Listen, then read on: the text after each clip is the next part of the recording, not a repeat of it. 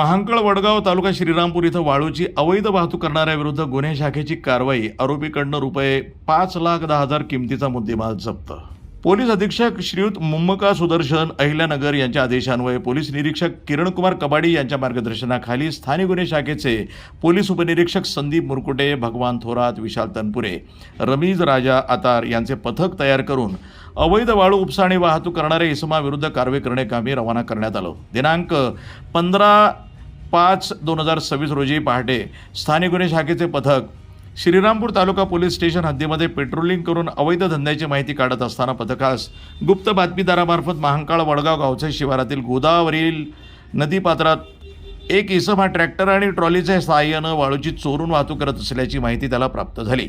पथकानं तात्काळ महांकाळ वडगाव शिवारामध्ये जाऊन खात्री केली असता एक इसम गोदावरी नदीपात्रामध्ये ट्रॅक्टर ट्रॉली घेऊन येताना दिसून आला. तेव्हा पथक कारवाई करण्याकामी त्याच्याकडे जात असता तो ट्रॅक्टर ट्रॉली घेऊन पळून जाऊ लागला. पथकानं पाठलाग करून ताब्यात घेऊन त्याचे नाव पत्ता त्याला विचारलं असता त्यानं त्याचं नाव आकाश पुंजा हरी माकडे, वय 27 वर्ष, राहणार डाग पिंपळगाव, तालुका वैजापूर, जिल्हा छत्रपती संभाजीनगर असं असल्याचं त्यानं सांगितलं. त्याच्या ताब्यातील कब्जातनं 10,000 रुपये किमतीचे एक ब्रास वाळू, 5 लाख रुपये किमतीचे ट्रॅक्टर ट्रॉली असा एकूण 5,10,000 रुपये किमतीचा मुद्देमाल जप्त करण्यात आला आहे.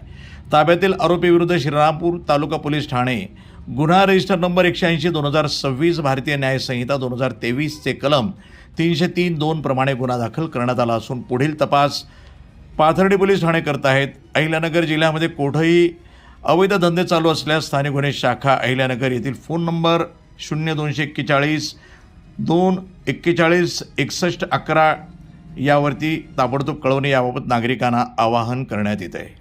वृत्तसंपादन विभाग, न्यूज टुडे 24, अहिल्यानगर.